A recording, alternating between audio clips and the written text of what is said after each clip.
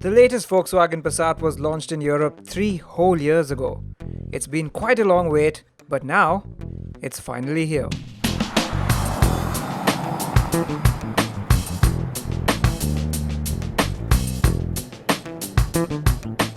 Volkswagen took its time to bring this new 8th generation Passat to our shores, but then can you really blame them?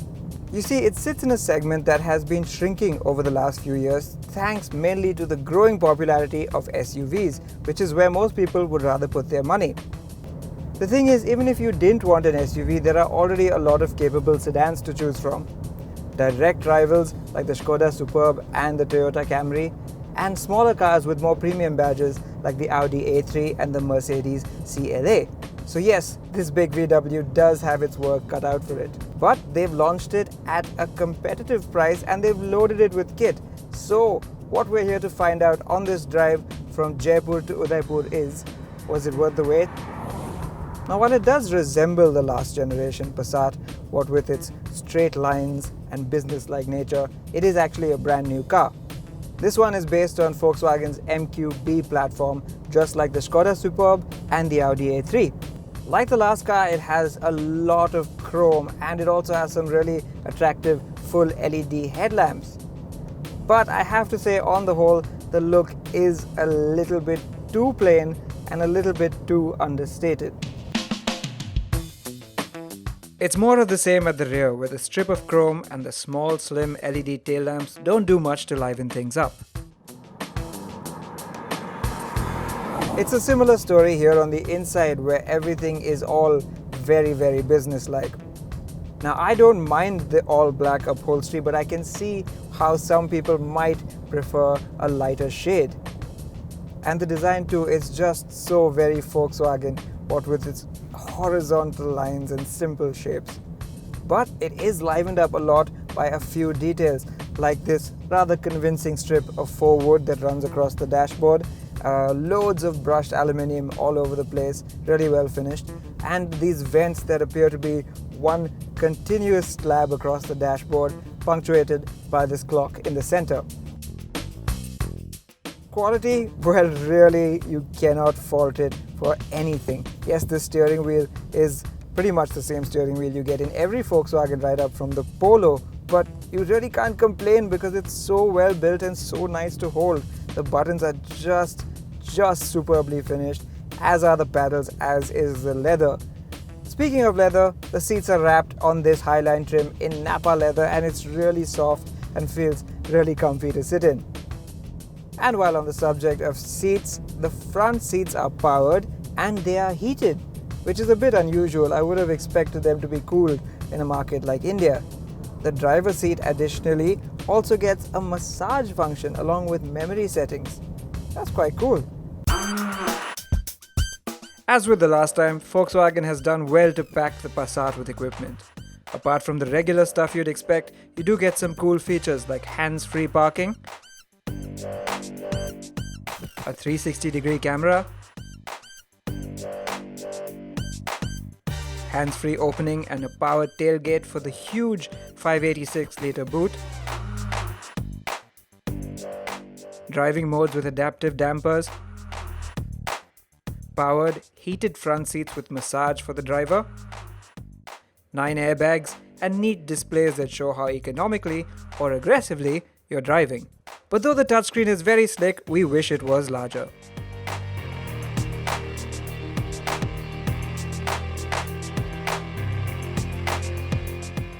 Now at the moment you get only one engine in the Passat. It's VW's ubiquitous 2-litre TDI diesel, and it's mated to a 6-speed DSG automatic gearbox. Now this is the same powertrain you get in the Skoda Superb, and as such it makes the same output as well, 177 horsepower and 350 Newton meters of torque. As we've seen from this engine before, it's quite a gutsy unit. Power comes in right from about 1500 RPM and goes rather quickly all the way to the 5400 RPM redline. It gives you a nice strong hit in the mid-range, and that's what you want from a nice diesel engine like this. One slight disappointment is refinement. It's okay when you're cruising at low RPMs, but the moment you put your foot down, you do get this annoying drone and you can hear it inside the cabin. You can also hear quite a bit of road and tire noise as well as wind noise. But back to the powertrain, and you will be happy with the performance on hand. The gearbox for the most part works really obediently, shifting as and when you want it to, and really quickly and smoothly. It's only at low speeds that it can sometimes get caught out by a sudden unpredictable move on your part, in which case it might jerk just a little bit and interrupt the flow of power. Now you can of course take better control of the gearbox via the paddles behind the steering wheel, but you can also alter the way the powertrain behaves using the driving modes. By selecting either Eco, Comfort, Normal, Sport or Individual, you can alter the Passat's steering, engine, gearbox and suspension. That's right, this car comes with dynamic chassis control, and that means you can adjust the dampers to suit your needs. Now your initial reaction is that the driving modes don't make too much of a difference, but as you start to push the car a little harder, you start to see them take effect. Particularly the steering, which feels nicely weighted once you start going really faster in sport mode. And even the suspension, which though introduces a bit more pitter-patter over bumps, does give you a lot more body control as a trade-off. Is it a fun handling car, the Passat? Well, no, not really. I think the chassis and the steering would need to be a little bit more involving for that. What it is though is a car that gives you a lot of confidence to push it really hard and really fast in a safe manner. But of course, a lot of people would choose an executive sedan like this for what's in the back seat. So I think it's about time we go check that out.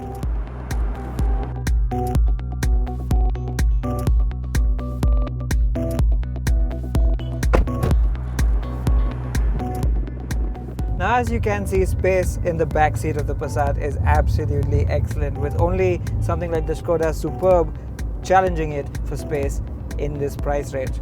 Headroom is also really good, and knee room, well, I've got ample room to stretch out. I'm about 5'7", Sergis, who is driving, is about 5'8", and both of us are very comfortable at this point.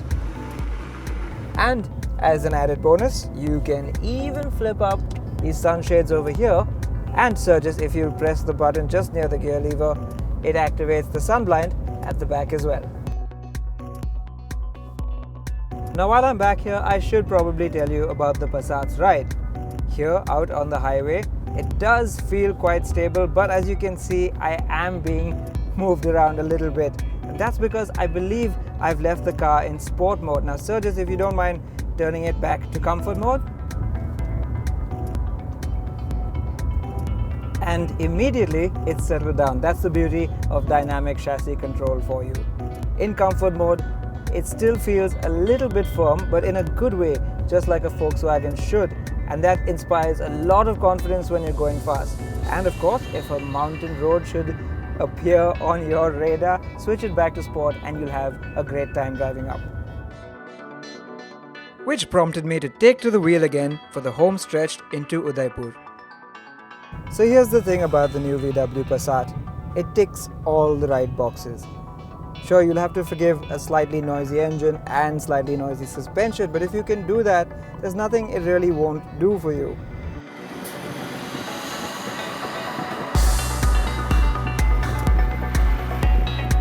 However, what it's lacking can't be found on any checklist, and that's a little bit of character. You see, people don't only buy cars with their heads, they buy them with their hearts too. And for this money, you could potentially find a car with a little bit more pizzazz than this Passat. However, if being understated is your thing, I can assure you, it's hard to find a more competent car than this.